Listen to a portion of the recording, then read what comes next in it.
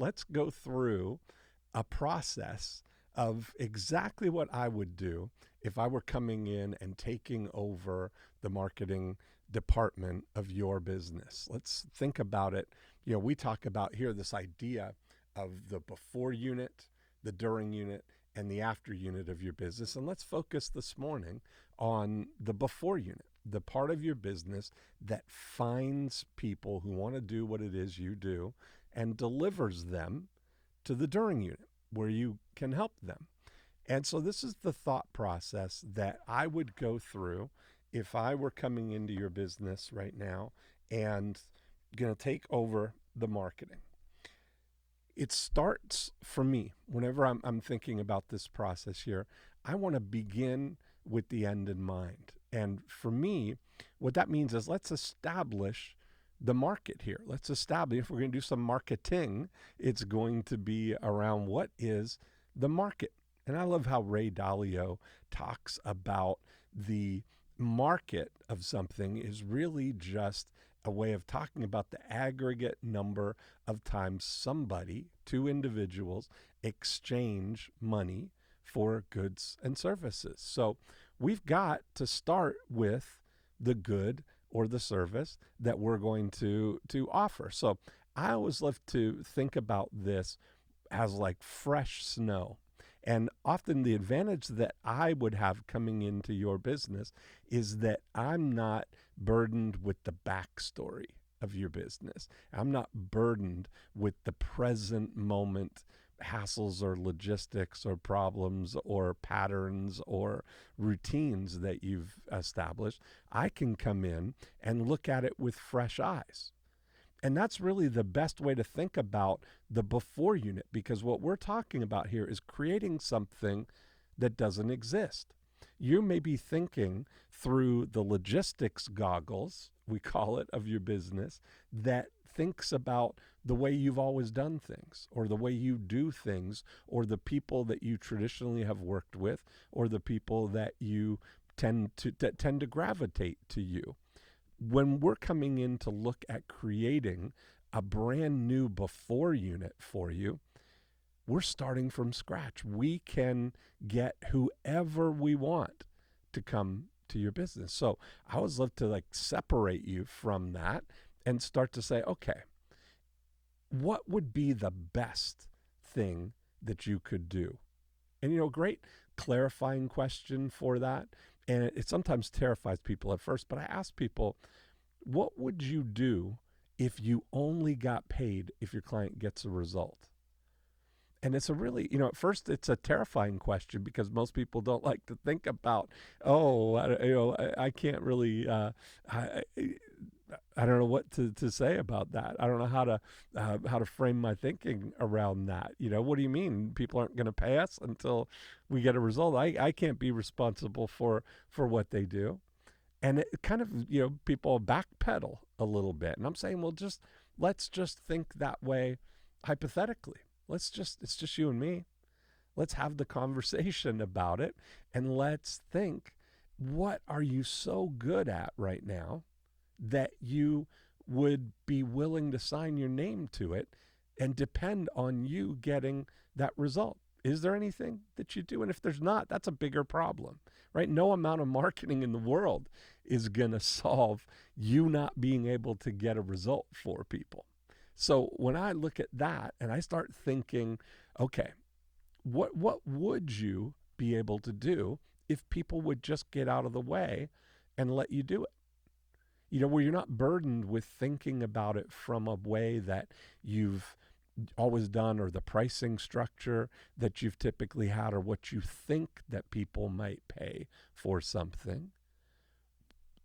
If we were removing all of the barriers, what's the greatest thing you could do? Often I find, especially people who've been in business for a while, who are up and have a successful business, they maybe started out doing something and serving one particular segment of the market, but they've grown.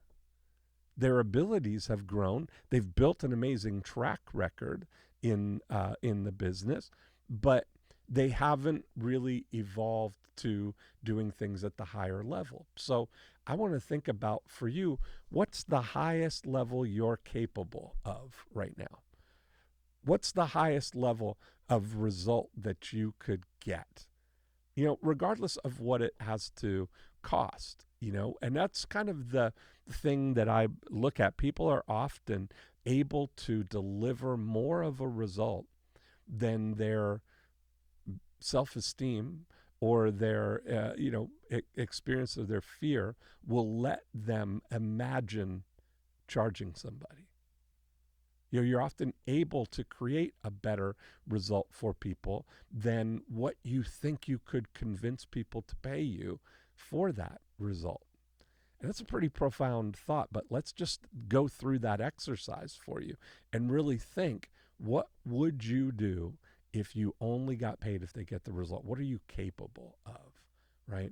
And so that is often there. That's where the highest amount of money can come in your business, when you're working at your highest capability with the very best prospects who would appreciate and need or want what you're able to deliver for them. So when we think about that, we inventory, what are your capabilities? What is it that you know how to do? What have you done so well that you would be willing to say, I could do this and put my money on the line, that I'm only going to get paid if they get the result? And what guided my thinking on that is many different things, but one of the ones that really brought it home the clearest for me is Charles Koch and the Koch brothers, who have maybe the most valuable privately held company in the United States, certainly, maybe in the world. Koch Industries, over $100 billion. And when Charles and David took over the company from their parents, it was already doing well. In the 60s, they were doing $28 million a year, and which is a lot of money. But they've grown it 5,000 fold since Charles and David took over the company. And what their approach was really thinking about the other person. Other person, thinking about what is our capability that can produce a result for somebody else. Now, at that time, they were in the oil refinery business. They still are, and all the ancillary products that come from that. But the most important thing in their business was gathering oil. They had to get oil and convince oil companies to sell them their oil so that they could deliver and refine the oil and get all the results. And what they did was very different than the other companies. They would go to oil exploration companies, oil drillers, and instead of waiting for the oil drillers to strike oil and then all of these refiners descend on them and try and work out the contract to remove the oil from the fields and take it to market, they would go to the oil refiners and say, hey, listen, you are exploring for oil over here. I know that you haven't found anything yet, but what if we were to build the pipeline now in anticipation of you finding this? We'll do that at our expense. We'll take on all the expense, build the pipeline, get everything ready so that as soon as and if you do strike oil, then we can get it right to market without any delay. Save them months of time to start capitalizing on this oil that they've untapped. And companies would be completely amenable to that because they didn't have to pay anything up front, and it really would be a benefit for them. So they invested in their potential partners' results alongside them and participated together in the outcome. So when you start thinking about that, just it helps you think, if you were unfettered by trying to convince people to give you money to get the result that you're traditionally getting for people, what would it look like if you were to think about it as aligning your goals with theirs and participating together to create that outcome. Dan Sullivan, a strategic coach, calls that the free zone. And it's a really interesting thing when you start looking at and developing your capabilities to get a result for someone else. It opens up a whole new world for you. There's zero competition. It's like I talk about going around to the receiving dock instead of the purchasing department. You're not going to the purchasing department trying to convince people to give you a purchase order to maybe get results in the future. You're going around to the receiving dock where you're met with open arms, bringing in a result for the company. So that's the first thought process that I would have, is what is the thing that you can do that would have the biggest impact. Now we can think about who would be the ideal client for you to do that. So a lot of times people, we want to select who is your ideal prospect. What would be the characteristics of the person that you're working with? And when you start looking at your ability to price and build your service offer or your good or service around what your capabilities are, and then find who would be the ideal market for that. Both of those things have to be true. Both of those things, you have to address both of them. You have to find the thing that you're going to be able to do better than anybody else, and then find the ideal person that you would like to do that with. So we'll give you, an example, a couple of examples. So when I think about with realtors, well, I do a lot of work with real estate agents and financial advisors and coaches and people like that who are transformation kind of making transformation offers. So if I'm coming into a real estate business, I want to look at what's the highest thing that we could do. What's the best thing in the market here? It could be oceanfront homes or oceanfront condos or lakefront homes. What are the most expensive things that we could do, the most desirable? Let's start with that. Because if you're going to do the work, it's the same kind of mechanics of finding somebody who wants to buy a home, helping them go through the process of looking at homes, exploring, finding the one that they want. Then we've got to negotiate an offer. Then you got to get the offer from contract to closing. Those are the mechanics of what's happening. And it's really the same mechanics, whether you're selling somebody or helping them buy a $200,000 condo or a $2 million oceanfront home or condo. So, or a lakefront home, whatever it is, let's start at the highest end. Let's start with what there's a market for. And because, again, remember, we're doing the selecting. We're not waiting for people to select us. Profit Activator number 1 is select a single target market. That means you doing the selecting, not hoping. We're not going to cast as wide a net as possible and hope that people discover us.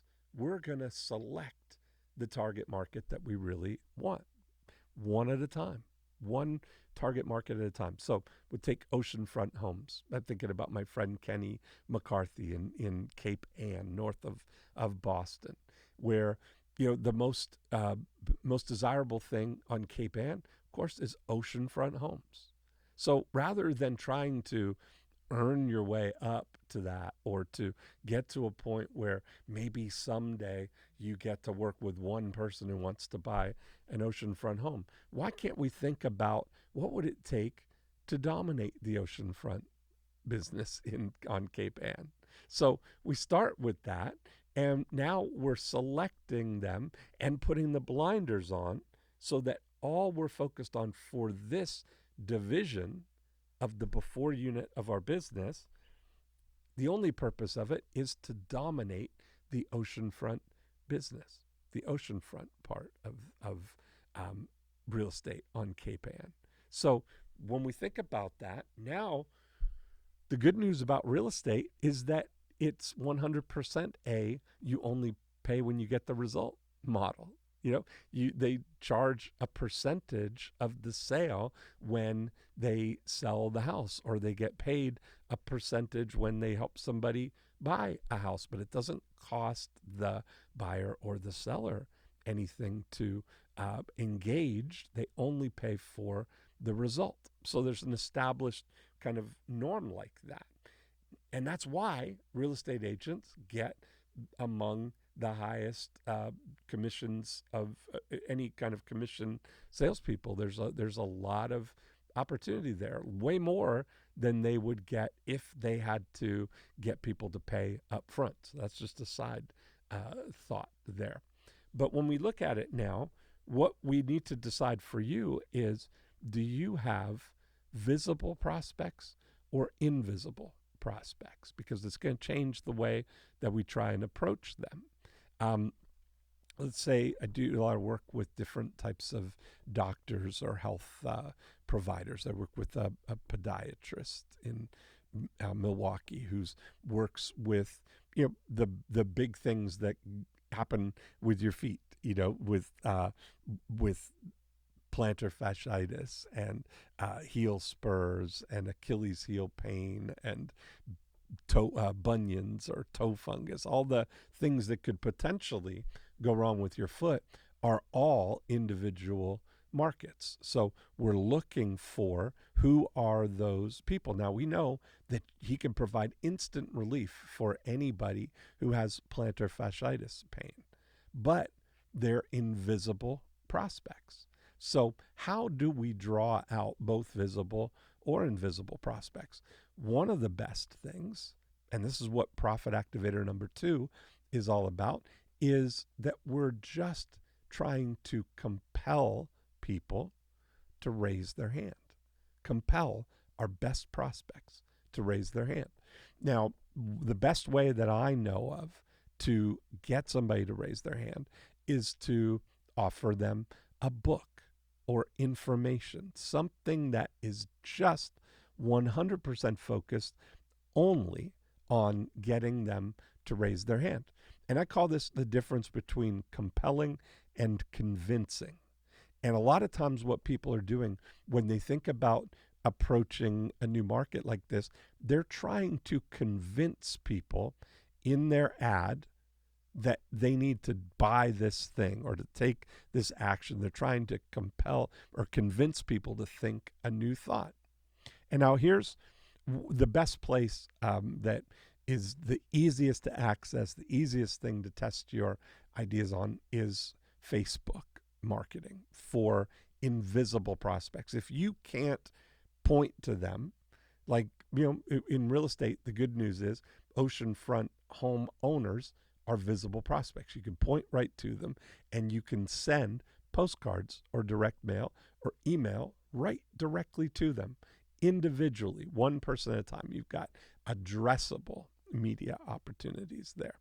For invisible prospects, meaning people that you don't know specifically who woke up this morning with plantar fasciitis pain, or who woke up this morning thinking about, I'd love to find an oceanfront home.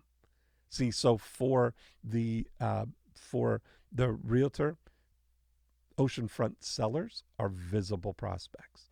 Oceanfront buyers are invisible prospects.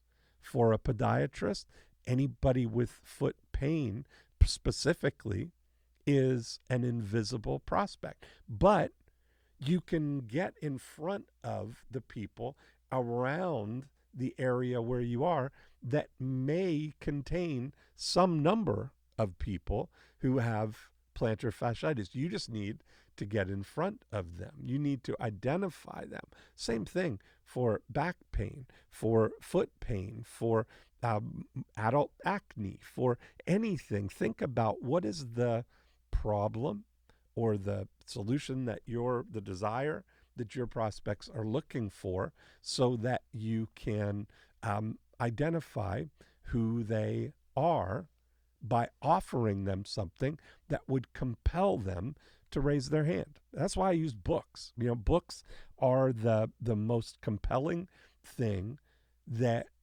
we've established in society as valuable. Books are revered in our society. We have huge government-owned buildings dedicated to housing books and all of the information that's available for people. And since the Gutenberg press, we've been writing stuff down and cataloging it all, having it in buildings that we all go and we gather in hushed tones to be in the presence of books where we revere it. Authors of books are, revered as authorities. That's where author comes from. They're geared as someone who's above other people. They've done something. They've compiled information. So we respect people who are authors. All these things are working in our favor without us having to do anything. These are just things that are societally there. So we're going to tap into that desire that when we're looking for new information, we turn to books, right? That's a great place for us. So when I look at it, is how can we encapsulate in a book the thing that would get your ideal prospects to raise their hand? And that all starts with the title of the book. So when I look through this process here, the first thing I'm starting with is what would be the title of the book that my ideal prospect would definitely pick up if they saw it? What would that be? What would that title be? And so, we've been helping, 1,000+ people write and publish books over the last several years that we've developed some real formulas around this. I observe and I see how things work. And so let's work through the process for you. This is how I would do it if I was coming in to your business. I'd think about, okay, here's some things that are going on with your prospects. I would start with what I call a word palette. And the word palette is really just taking some time, sitting down and kind of brainstorming. I use my remarkable tablet here, or you could use a piece of paper, you can use your journal, whatever it is. I sit down, I set my timer for 50 minutes because everything I do in 50-minute focus finders. And my thought is, what are all of the phrases and the words and the questions or the things that are on the mind of my prospects? What are there any misconceptions that they have? Are there thoughts? Are there sound bites of things they might say that I can look at and use as a palette, just like a painter? If he was going to paint a picture, the first thing you do is, okay, what kind of picture am I going to? I'm going to paint, a beautiful ocean scene. So it's a bright, sunny day. I'm going to have the blue sky and the yellow sun and the sand and the colorful bathing suits that people might have. It'd be all bright colors. So I'd get my palette and I'd start mixing up the paints and the colors that I might use in painting this picture. And the same thing is true. What we're going to do with your prospects is we're going to put a palette of all the words and the thoughts and the fears and the hopes and desires and the goals and the misconceptions, the myths, the natural things that come up in conversation around your topic for your book, for your prospects. What are they going to think? And we're going to use those to conform them into some formulas that we have for creating books. So the title, here's how I would title your book. I'd go through the process and I would look at these formulas and I would look at those words and I would try and think, how could we use this formula to title a book for you? So let's start out. There's 5 book title formulas that we have. And the first one is what I call name it and claim it. And those are book titles that if you just see the words on the cover, you're going to say, I want that. That's what I want. And so we're trying to tap into the conversation that's already going on in your prospect's mind.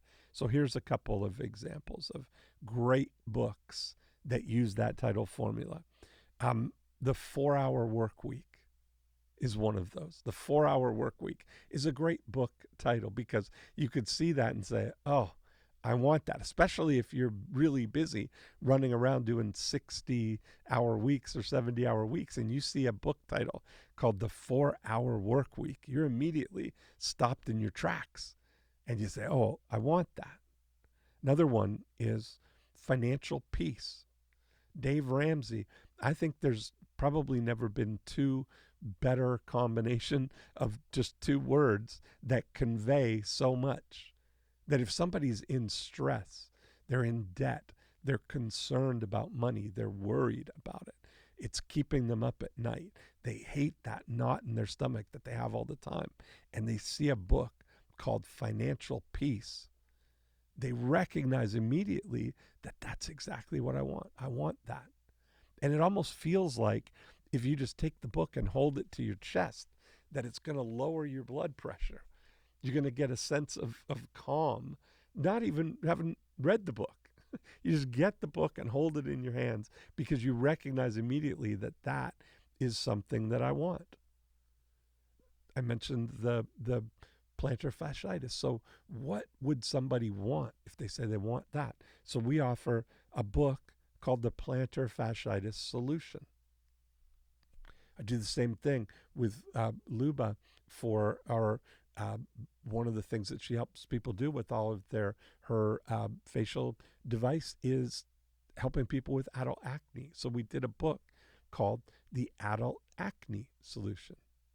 We were calling it The Adult Acne Cure, which is a great title, but we had to adjust a little bit for Facebook. You can use cure in the title of a book, but for some advertising networks, in order to get it in front of people, you have to change and adapt to whatever they want. So solution is a second best word of that, but the adult acne solution is enough to get the invisible prospects in a 15-mile radius of Luba's studio right here in Winter Haven to raise their hand and ask for the book, knowing that now we're in conversation with someone who probably, high probability, has adult acne that they don't want. Same thing with the plantar fasciitis solution. So when you start thinking to yourself, what would be the thing, what would make people say, I want that? And I would go through that process with you and we'd come up with the best title for it, if it could be I want that title. Then the second format is what I call Just Do It titles. That's a great title, by the way, on its own, Just Do It. But here's some books that fit in that category. Is Think and Grow Rich. Very popular. You know, that's been a perennial bestseller for so many years that we don't even, you can't argue with it. It says right on the cover, that's what we want. I want to do that. That's what I'm going to do. I'm going to think and grow rich. I wrote a book 24 years ago now called Stop Your Divorce, which still sells to this day. We've sold over $5 million worth of that one book with those 3 words that say exactly what somebody going through a divorce that they don't want would resonate with. They'd say, that's what I want. I want to do that. Stop your divorce. How do I do that? That's the next thing that people are going to go. Eben Pagan, a good friend, I worked with him on getting the model set up, a book called Double Your Dating. That's a action-oriented thing. Here's what you're going to do. You're going to double your dating. We wrote a book for reverse mortgages called Double Your Retirement Dollars. Now, see, there's a perfect example that you've got something, a reverse mortgage, sometimes comes with connotations. Something comes with some misinformation and misconceptions that people might think, oh, I don't want to reverse mortgage. I don't want to give my house away. I want to keep my house, which is not what a reverse mortgage is about. But when we focus on what is it able to do for people, let's focus on what they can do is double your retirement dollars. If we show people how they can buy a home with 50% down instead of buying the whole thing with cash, that leaves that extra money for them in retirement. So for the right people, it's an amazing thing, but we're starting with this concept of double your retirement dollars. That's compelling and not convincing. We're not trying to convince people to get a reverse mortgage. We're getting in front of the people who are already aligned with the thought of doubling their retirement dollars. That sounds interesting to me. Or stop your divorce. That sounds interesting to me. We're going to gather all the people that are going to be the right fit for what you're ultimately able to offer people. Okay, the third format is how to. Now, this is one of my favorites because we use, and you interchange these all the time, by the way. You should be thinking about these kinds of titles because even if it's not going to be the title of your book, we're going to use it later in all of the content that you're going to create to educate and motivate people all the way through the process. But right now, we're just talking about compelling people to raise their hand. How to, the great thing about how to titles is that you can't say the words how to without finishing that sentence with something valuable, some kind of benefit, some kind of transformation that's going to come after it. How to win friends and influence people. That's I'd like to know how to do that. We've got a book called Find Your Own Buyer. How to sell your house on your own, save a ton of money, and laugh to yourself at how easy it was. Now, that's a compelling title for somebody who's thinking about selling their house. How to get your dream job in 30 days or less. That's a great type of how-to title. So when you can think about what you do in terms of how-to, where you're going to show people how to do that, that's going to be a wonderful opportunity for a book title for you. The next one is an information gold mine. That's number 4. And there's lots of ways that you can package up information to appeal to people in the research phase of gathering information. They're starting to do something and they're going to research and they're going to want to know, get their ducks in a row, right? Whenever people are starting things. So I talked about in previous episodes, a party rental company, the approach of instead of, trying to advertise and convince people to choose your party rental company. When I asked the party rental company that I was working with, what would be a dream come true? Who's your dream client? Remember we talked about selecting at the very beginning who's going to be the best person for us to attract. They said an outdoor wedding, which means they're going to get tent rentals, tables, linens, chairs, generators, lighting, all of it. So much stuff goes into having an outdoor wedding.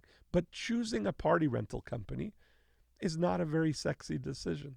And brides who are planning on an outdoor wedding are invisible prospects. So how do we find them? We don't make our priorities their priorities.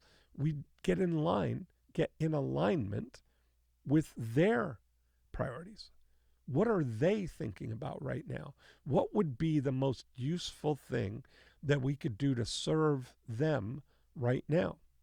So we put together a directory called 100 Great Places to Have an Outdoor Wedding in Toronto. Now, that is a compelling piece of information to anybody who's got a dream of having an outdoor wedding. So instead of advertising the party rental company, and that we've been in business since 1963, family owned and operated, that whole thing is falling on deaf ears. Doesn't matter. What really matters to the bride to be is what's among the first decisions they're going to make. Where are we going to have the wedding? You got to have first they say yes, then you've got to have a when and where. That's the top decisions. So if somebody's having an outdoor wedding, everybody loves to have options. And these guys, because they'd been in business for 40 plus years, they knew a lot of places to have outdoor weddings, and nobody would even think that you could have an outdoor wedding there. So putting that information together gathers the right people. Now you've got a list of people who are visible prospects for an outdoor wedding. We did the same thing with a hockey scholarship directory. We do the same thing right now with the guide to Winter Haven lakefront house prices, or the Longboat Key beach condo price report with the beach condos profiled for people to give them and all the information that they would need of all of the condos on the beach in Longboat Key, with an idea of how much they sell for, how many units are there, do they allow short-term and long-term rentals, what's the selling price of those, how many units do they have, what's the square footage of the units. So people can, in the information gathering stage, really have an advantage. It's like getting the teacher's edition of your high school algebra book. You can see all the answers right there, rather than just depending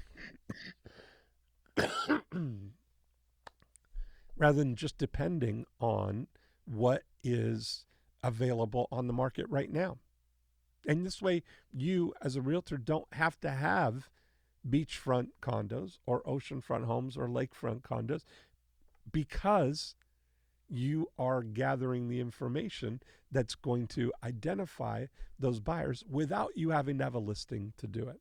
And the same thing, if you're a party rental company, you don't have to have an outdoor wedding venue in order to do it. You're just thinking ahead that what has to happen before people ever get to where they need our services. And maybe you're in a situation like that where your service is one part of a multi-service, multi-step process that people are going through. So when you start thinking about it that way, you can think, what would be the info that the people who are going to do this, and this works on the smallest level to the top level. We've worked with a company that did mainframe outsourcing for Fortune 1000 companies, big companies. These, clients were, high six figures into the millions of dollars in engagements for them. But instead of convincing people to use their service to find to switch their mainstream, we started out by putting together a guide to mainframe outsourced pricing. Right? What's the thing that people would want to know? What is it that they're in the information gathering stage going to desire as far as it goes with your service, and offer that to people? The fifth type of book title formula is, I was just thinking that. That's what I call it. And it's tapping into the mind that's going on, the thoughts that are going on in their mind right now before they're doing anything with your service. So a great example of a book in that I was just thinking that formula is What to Expect When You're Expecting. It's a perennial bestseller, and it's exactly getting into the mindset of first-time parents, people who are pregnant for the first time. They're wondering, oh my goodness, what do I expect? It's articulates it perfectly. What am I going to feel? How long am I going to be sick like this in the mornings? When am I going to start showing? When is it? What can I do and not do? All of these questions. How do I do pregnancy right? But What to Expect When You're Expecting is one of those great titles. Then at 90 Minute Books, we worked with someone who we had a play on that title called What You Don't Expect When You're Expecting. You can tie into a book that's already really popular, and sometimes the opposite of that is equally true. Years ago, I saw this at the airport. There was a book that was very popular at the time called The God Delusion. And there was a book that was written is the God question, which was tapping into all the people, they really were using the Amazon search thing at the time, so that when somebody was searching up the God delusion, up on top of it would be the God question, a companion thing to the God delusion that asks the questions that will help you really think through what they're saying in that. And I thought, man, that's amazing. So that's kind of the genesis thought of how you get to something like what you don't expect when you're expecting.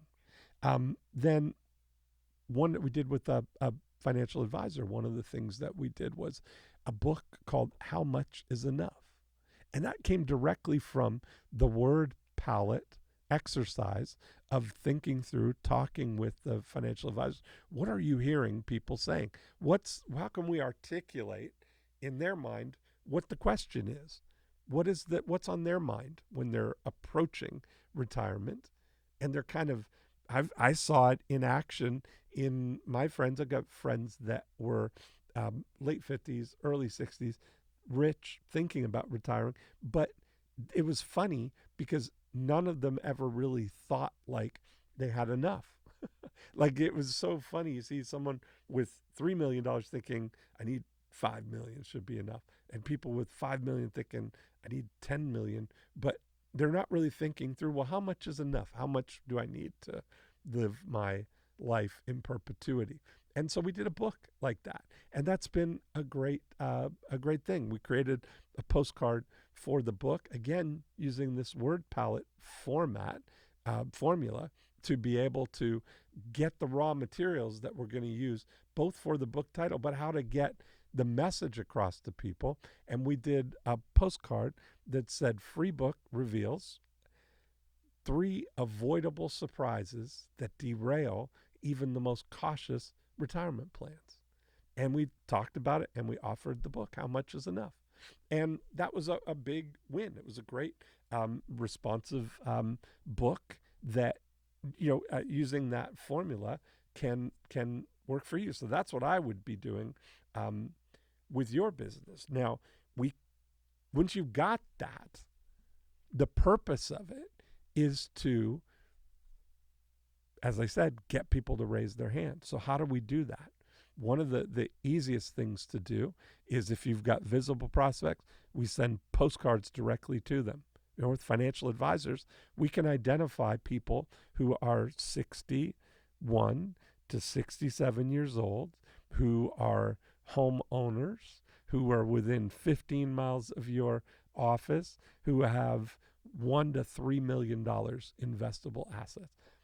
That's the ideal audience. I know, because we just ran the numbers for here in Winter Haven. If that's your target audience, there are 1,423 of those people within 13 miles of right where we're sitting right now. If we go down to $500,000, there's an additional 2,200 of them. So you look at it, there's 3,500 people who have $500,000, are married homeowners, living within 13 miles of where we are right now. Those are visible prospects, so we can go directly to them. We don't have to run Facebook ads or ads that try and draw them out. But at the same time, we're also doing a program where we're trying to approach lakefront homes here in Winter Haven. So we put together the guide to Winter Haven lakefront house prices, and we're drawing out the invisible prospects there, and at the same time go into the visible prospects, the people who own the lakefront homes. So that's what I would be looking at for you, is how can we get in front of your ideal prospect. Now, the thing that happens when you write a book like this, when you write a book and you run an ad and somebody responds to your ad, the book has done its job. That's why we focus on just writing a book that is enough to meet the requirement of being a book without going overboard, without doing too much. There's absolutely, and I promise you this, zero difference in response, because that's all we're talking about, right?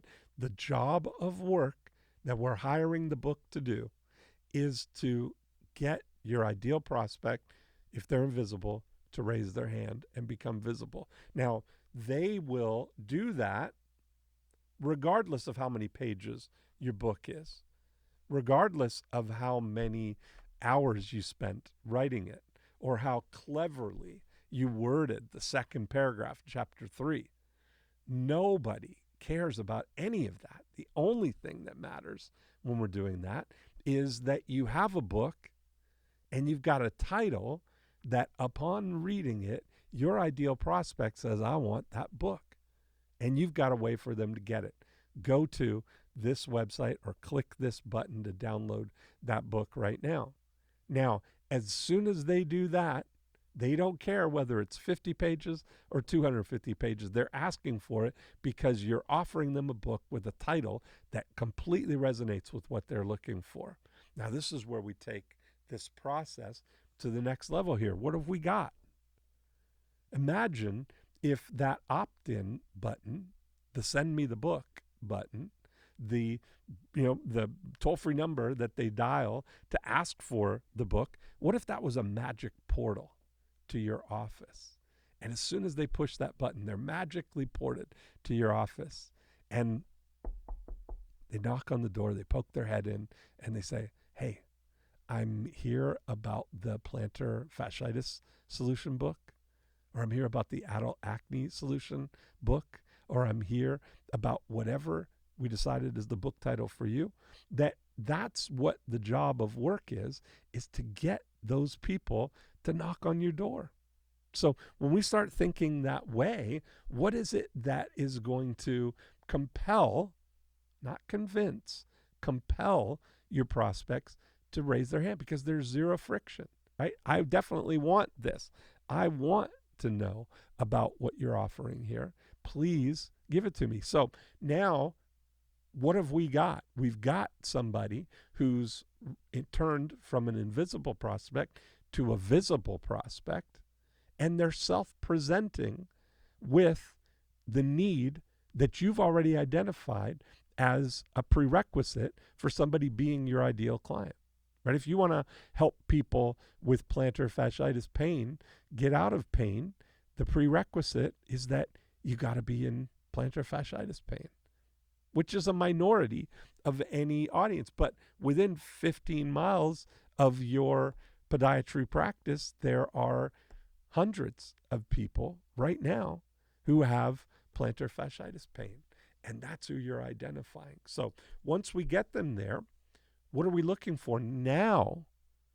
Now we enter into the process in Profit Activator 3 of your before unit of educating and motivating people. So we've got to be prepared for them to come in, right? We've got to be prepared. We've got to know, and we engineer the process in advance, that when these people knock on the door, how are we going to greet them? And what are we looking for? And what are we likely to find? So let's start with that. What are we likely to find? If 100 people, I always like to think of things in cohorts here, rather than think of them as just rules, solid rules here. I look at things, I take the scientific approach to everything. So I'm looking to gather a cohort of 100 people.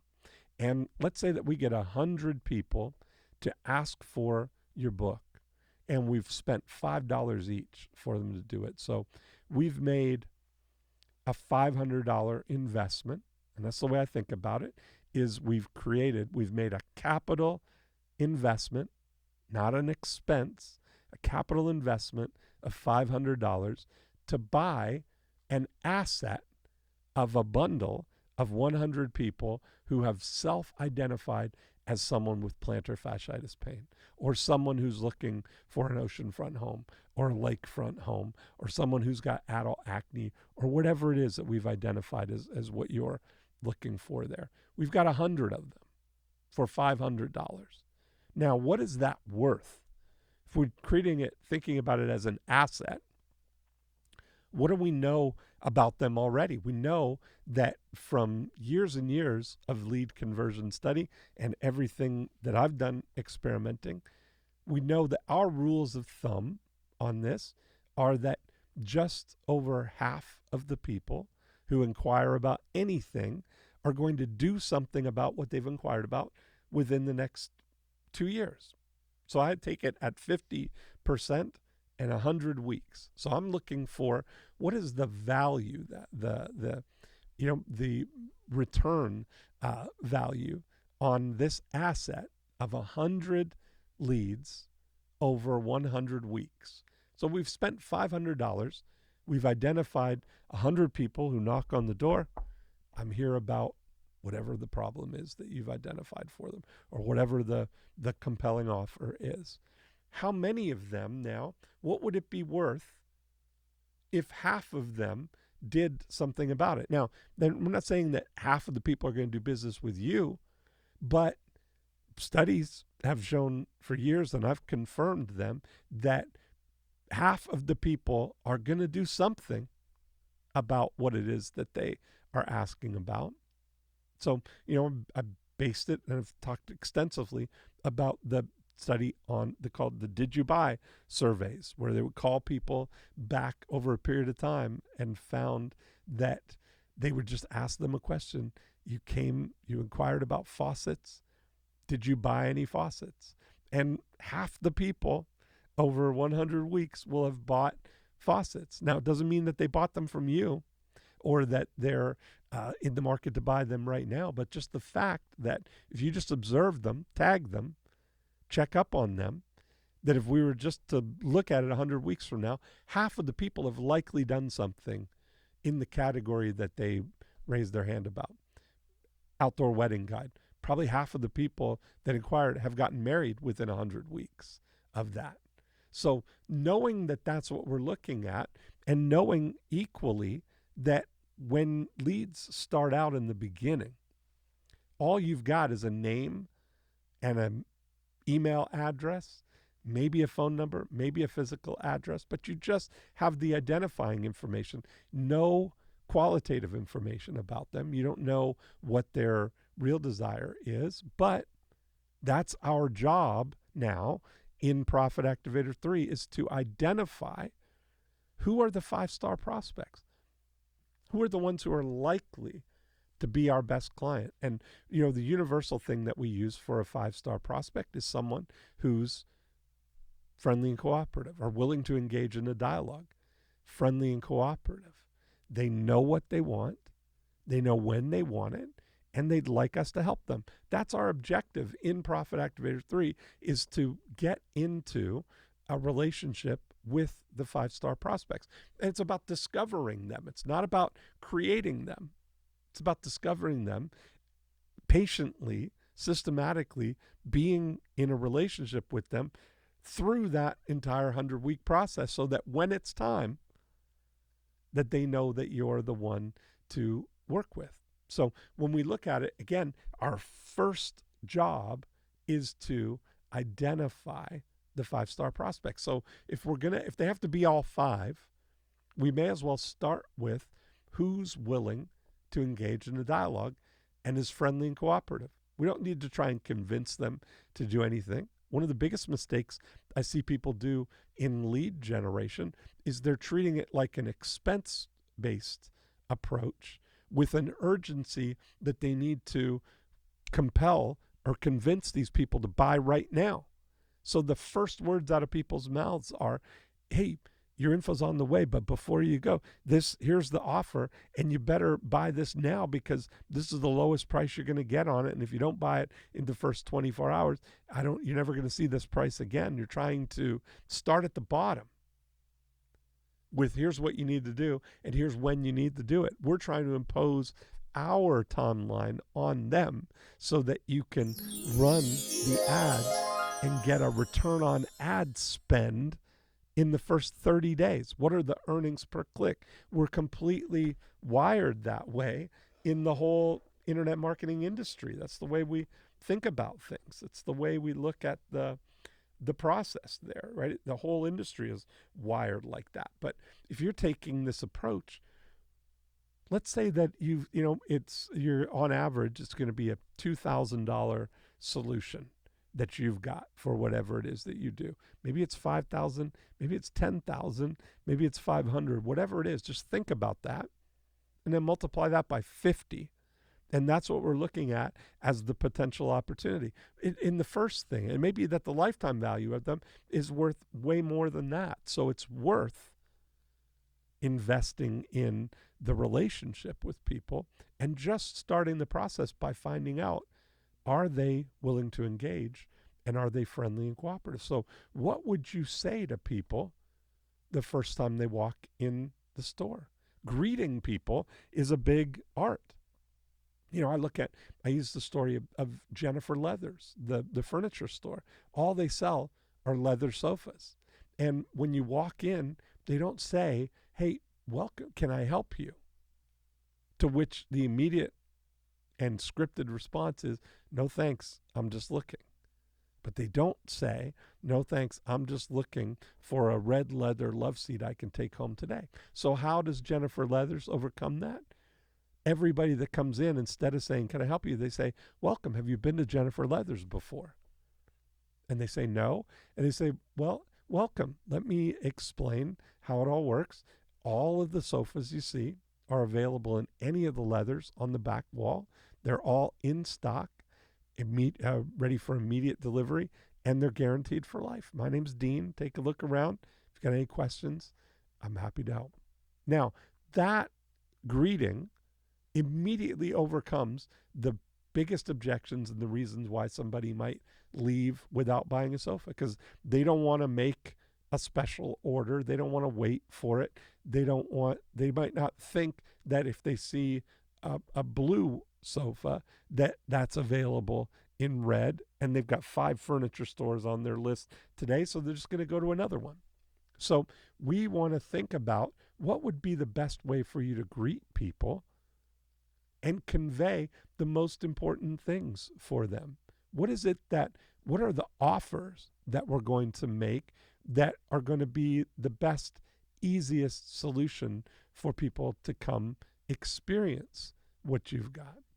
So when you look at it, if I think about the oceanfront homes, if somebody's looking, asking for the oceanfront house price report and they're a homeowner, I know that the odds are that at some point in the next 2 years, they're probably going to sell their house. So what would they want to do next? Some of them, they might want to know how much their house specifically is worth.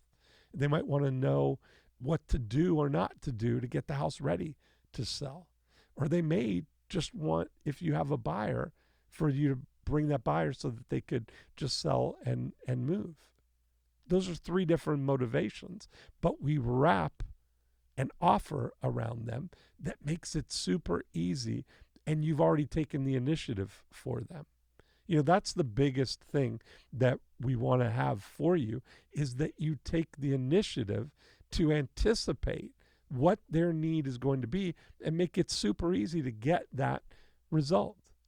So instead of saying, hey, if you've got any questions, please feel free to reach out to us. I always use the hospitality example. It'd be like me bringing you into my living room and saying to you, hey, I'm super happy you're here. If there's anything you want to eat or drink, there's lots of stuff in the fridge. Go ahead and help yourself. And even if I mean it and I want you to feel comfortable to do it, odds are you won't, because that's not how we were brought up. So when I look at that and I transfer it to anticipating somebody's needs, if I went into the kitchen and I came out with a plate of freshly baked cookies and I came right up to you and I said, hey, would you like a cookie? Odds are that you would take the cookie. It would be very difficult for you not to. So when we start thinking about that, how can we bake those cookies for your business? What's the thing that's going to get people to raise their hand and say, oh yeah, I'd like that?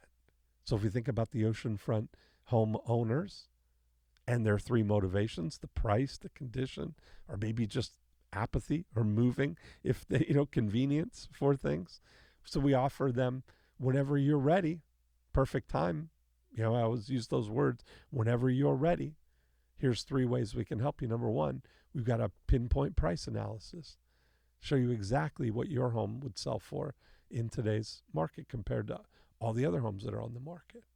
Number 2, we've got a room by room review booklet and checklist that takes you all the way from the curb to the closets, tells you what to do and not to do to get the most money when you sell your house. Or we may be able to sell your house in as little as 24 hours without even putting it on the market in our silent market.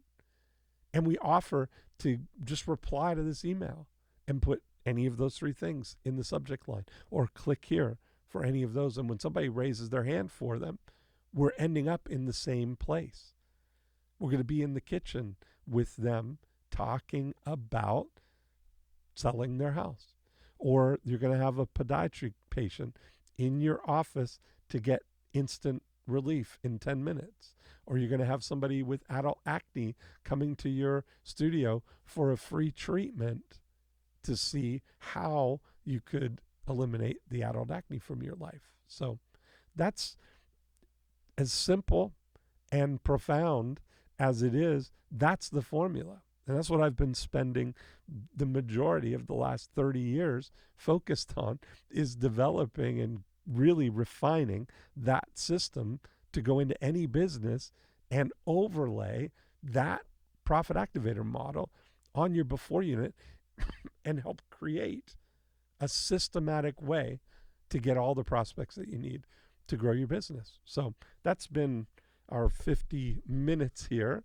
And, I think that was a pretty good articulation for you of the way that I would think about your business with that. So whenever you're ready, if you want to continue this conversation, one of the best things is be a guest on the podcast here. Be a guest on More Cheese, Less Whiskers. Just go to morecheeselesswhiskers.com and click on the Be a Guest button. And that will bring you to a place where you can tell me a little bit about your business. And maybe we can come on and brainstorm and talk about your business forever, whatever it is. You want to try our Profit Activator scorecard. We've got a scorecard online where you can go through all 8 of the Profit Activators and see where the 8 Profit Activators are growing or slowing your business right now. So that's some way that you can kind of get some insight into your business. And if you want to work with me one-on-one to work on your business, I'm happy to do that too. Just send me an email, dean@deanjackson.com, and just put one-on-one in the subject line, and let's talk. Let's go from there. That's it for this week. Have a great week, and I'll talk to you next time.